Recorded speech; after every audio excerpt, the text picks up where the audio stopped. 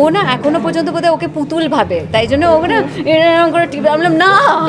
আবারও সজীব অঙ্গনে নতুন করে আলোচনা, সামাজিক যোগাযোগ মাধ্যমে ছড়িয়ে পড়েছে একটি আলোচিত দাবি।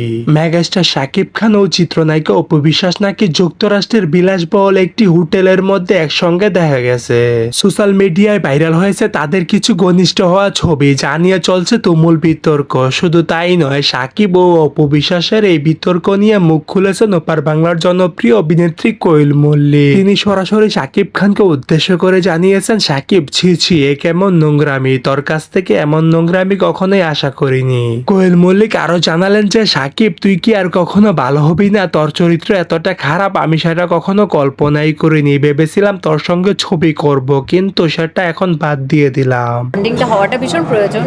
আর কবিরই মানে অনেক দিন ধরে, বছর না অনেক দিন ধরে ও বলে যাচ্ছে মামা মামা কবে, মামা মামা কবে। আমরা না, দাঁড়াও দাঁড়াও দাঁড়াও।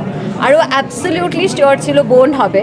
তো তাই জন্য আমি যদিও বলেছি বোন হোক ভাই হোক যাই হোক, ভগবান যাকেই দেবেন যেন সুস্থ দেন, এইসবই আমরা বলছিলাম, প্রার্থনা করছিলাম। কিন্তু তার মধ্যে যখন বোন হলো তখন ও মানে ওভার এক্সাইটেড। সো দর্শক, আজকের এই ভিডিওটি এই পর্যন্তই। যদি ভিডিওটি ভালো লেগে থাকে তাহলে ভিডিওতে একটি লাইক, একটি কমেন্ট আর অবশ্যই চ্যানেলটি সাবস্ক্রাইব করতে ভুলবেন না।